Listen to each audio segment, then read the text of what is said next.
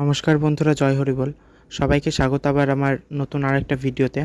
এটা যে আমি আমার মাসির বাড়ির মহোৎসবের অনুষ্ঠান দিয়েছিলাম সেটারই সেকেন্ড পার্ট। তো সকলে কেমন আছো? আশা করি ভগবানের কৃপায় সকলেই ভালো আছো আর আমিও ভালো আছি। আর এটা হচ্ছে বুধবারে যেহেতু অনুষ্ঠান শুরু হয়েছিল, এটা বৃহস্পতিবার দিন হরিসঙ্গীত গাওয়া হচ্ছে এখানে। তো সেটাই তোমাদের সাথে একটু শেয়ার করলাম। তোমরা দেখো, আশা করি তোমাদের ভালো লাগবে। আর এখন আসরে গান করার জন্য উঠেছে আমারই এক মামা, নাম হচ্ছে আনন্দ মণ্ডল। তোমরা হয়তো যারা এই মহোৎসবে যাও তারা হয়তো অনেকেই জানো। আমার এই মামা কিন্তু অনেক দূর দূরেও গান করতে যায়। তার গলার আওয়াজও খুবই সুন্দর। সে শুধু হরিসঙ্গীত নয়, সে কবি, রামায়ণ এগুলোও গাইতে পারে। আর সাথে আমার মামিও যায় সেই মামার সঙ্গে গান করতে। সেই মামি বলতে এখানে যে মামা গান করছে আনন্দ, সেই আনন্দ মামারই স্ত্রী। সেও খুবই সুন্দর গান করতে পারে, মামার সঙ্গেই সে গান করে। তো তাদের এখানে এক আসর দেওয়া হয়েছিল, তো সেটাই তোমাদের সাথে শেয়ার করলাম। দেখো, এর আগে যে আমি মতিপাগলের বাড়িতে অনুষ্ঠান হয়েছিল তখন এই মামার গান শুনতে পেরেছিলাম না আর তোমাদের সাথে শেয়ারও করতে পেরেছিলাম না, তাই এখান থেকে একটু ক্লিপ তুলে এনেছি। আশা করি তোমাদের ভালো লাগবে। আর এই সম্পূর্ণ ভিডিওটা দেখারই অনুরোধ রইল সকলের কাছে। সকলে দেখো, আশা করি সকলেরই খুবই ভালো লাগবে।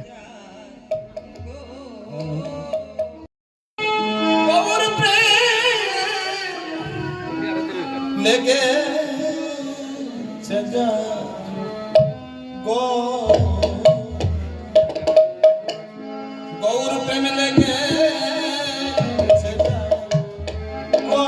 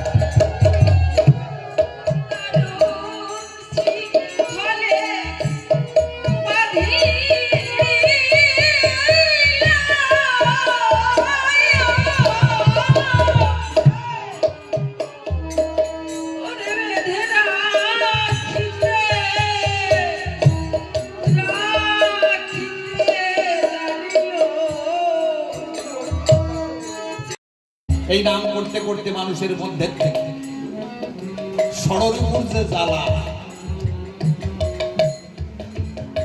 এই জ্বালায় মানুষ মুক্তি পায়। এই হরি নামে বশীভূত হয়ে প্রত্যেকটা রিপু তখন হরিমুখী হয়ে যায়। আমার অসীম লিখলো না, তোমার কামকে লাগাও গুরু সেবায়।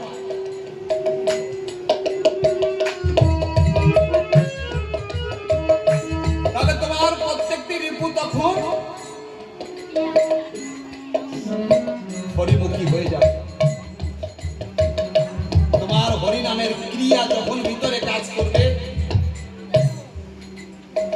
তুমি একটু আলাদা ধরনের মানুষ হয়ে যাবা। একজন মানুষ তোমার সঙ্গে কথা বলে শান্তি পাবে।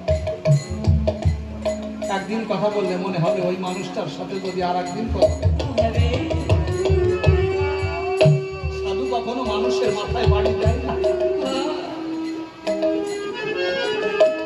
সাধু অন্যায়কারীকে দেখে তার পরশ দিয়ে তার ভালো লাগে।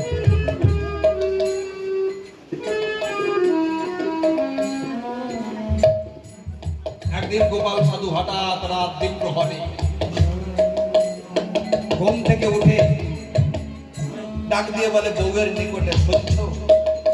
ছোট বা যাও,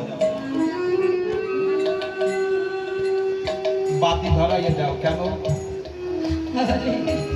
ওই ধানের গোলায় চোর এসেছে। বলছে, তুমি ঘুমাইছিলি, তুমি কি করে জানলে ধানের গোলায় চোর এসেছে? তৎকালীন সময়ে গোপাল সাধুর অনেক সম্পত্তি ছিল। ধানের গোলা আলাদা বাধা থাকত। একজন মানুষ বউ ছেলে মেয়ে নিয়ে প্রায় 4-5 দিন খেতে পায় না। বউয়ের সাথে যুক্তি করেছে, শুনছো? মনেই তো যাবো। শুনেছি পাতলা পাতলা ঢাকা দিয়ে ঠিক রাখো। হ্যাঁ, ঠিক আছে।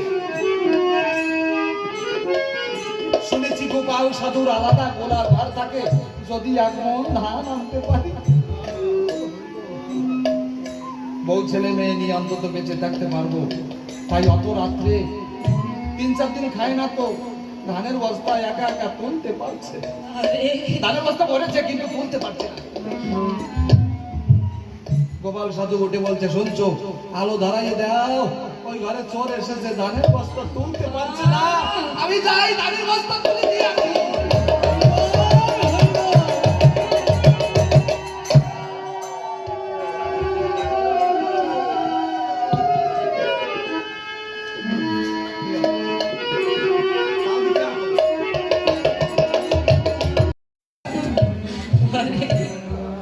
বউ বাতি লাগিয়ে দিয়েছে। বাতি নিয়ে যখন কাছে কাছে গিয়েছে, চোর ভয় পেয়ে দৌড় দিয়েছে। আমার গোপাল সাধু বলছে, ও বাবা, আমি তোকে ধরতে আসি না, আমি তোরে মারতে আসি। এই যে বউ ছেলে মেয়ে নিয়ে অনাহারে আছিস, তাই ধানের বস্তা তুলে দেওয়ার জন্য আমি এসেছি।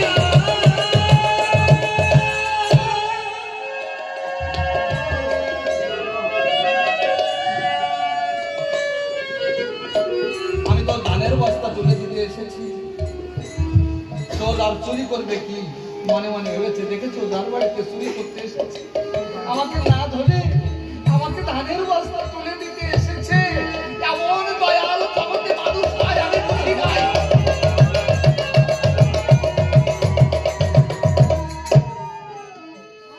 চোর বলছে,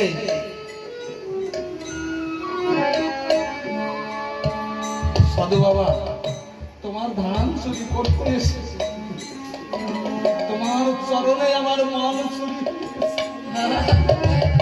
নাও সাধু বাবা, তোমার চরণের ধুলি আমার দিয়ে তুমি আশীর্বাদ করো, আমি যেন তোমার মতো হরি ভক্ত হই।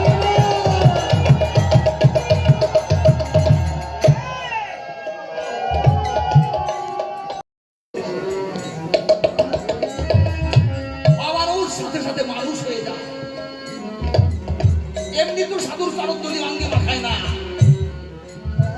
হরিভক্ত দর্শনে চিত্তে আসে বল, হরিভক্ত দর্শনে, হরিভক্ত দর্শনে জীবন হয় সফল। তোমার জীবনই ধন্য হয়ে যাবে।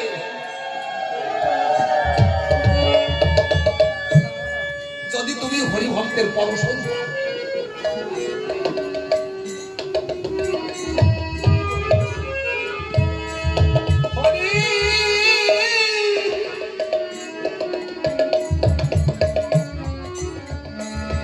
তাই সনাতন যিনি নবাবের দরবারে বাধা পড়েছিলেন তিনি হা গৌর বলে কাঁদছেন। হে গৌর, তোমার ভক্তবৃন্দের দেখা তোমার ঘরে হরিনাম করবো যেন তোমার দেশে যেতে পারি। লোক চলে গেল, সনাতন বাধা পড়লো, প্রহরীরা আটকাইয়ে দিল, যেতে দেয় না। সনাতন কাঁদে, আমার গৌরের দেশে যেতে দাও। প্রহরীরা বলে ভাই তোমার ছাড়া যাবে না। বলছে ভাই আমাদের ছেড়ে দে, আমাকে হরি বলে প্রাণ কাঁদে।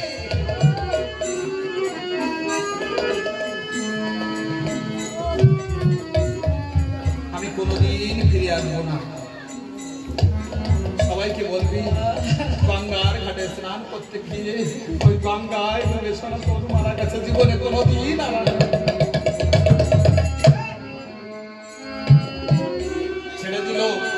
অত রাতে গঙ্গার ঘাটে কোনো নৌকা নাই। দেখেছিল হে গৌর হরি কি করে তোমার দেশে যায়।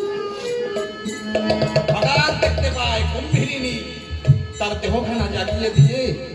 কুম্ভীরিণী তো কথা বলতে জানে না, চোখের জল ছেড়ে দিয়ে না বলা ভাষাই যেন বলছে শোনা তো একবার আমার পিঠে উঠে আয়, ওর মতো হরিভক্তকে পার করে আমার এই পশু জন্ম আমি ধরতে পারি।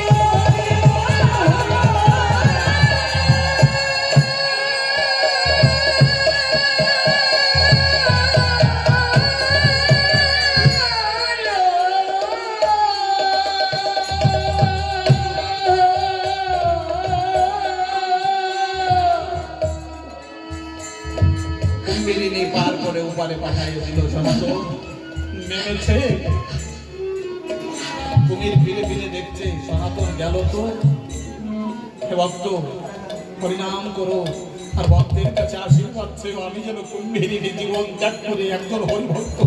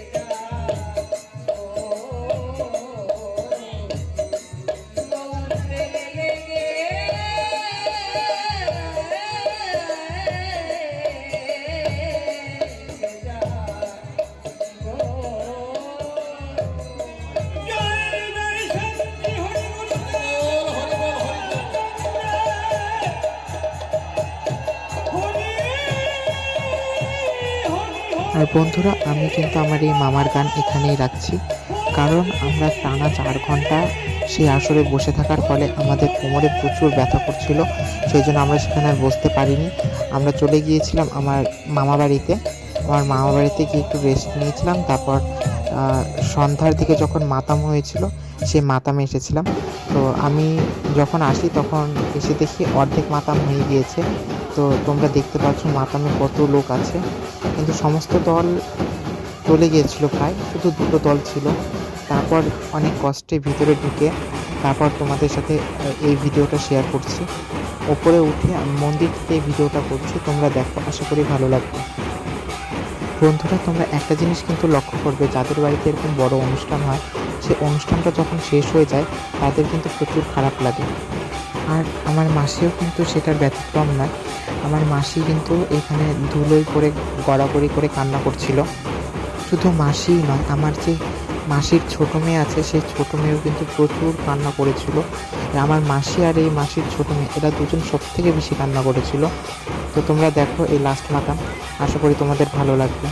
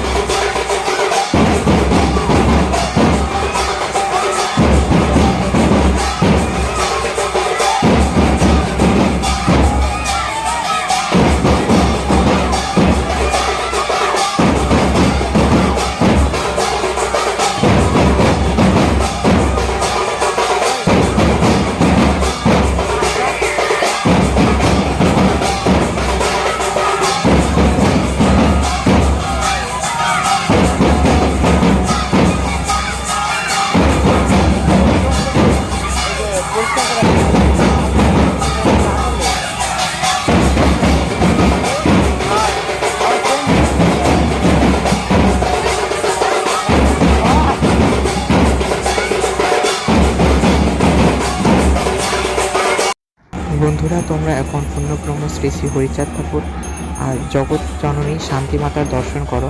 আর তোমাদের যদি আরও এই হরিচাঁদ ঠাকুর আর শান্তি মাতার কাছে কোনো মনস্কামনা থেকে থাকে জানাতে পারো, কারণ তারা খুবই জাগ্রত। আমি আগেই বলেছি, তাদের কাছে যা মনস্কামনা করা হয় তারা কিন্তু সব মনস্কামনা পূরণ করে। তো তোমরাও করে দেখতে পারো, আশা করি তোমাদের ডাকও শুনবে এই পূর্ণ ব্রহ্মশ্রী শ্রী হরিচাঁদ ঠাকুর আর জগৎ জননী শান্তি মাতা।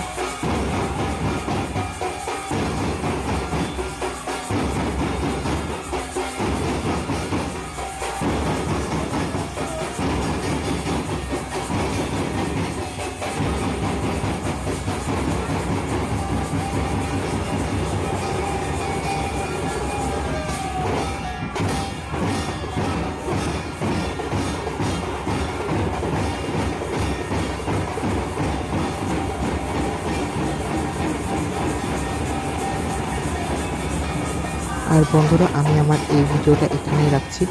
ভালো লাগলে লাইক, কমেন্ট, সাবস্ক্রাইব করে দিও। দেখা হচ্ছে পরের কোনো একটা ভিডিওতে। ততদিনে তোমরা ভালো থেকো, সুস্থ থেকো, এই কামনাই করি। জয় হরি বল।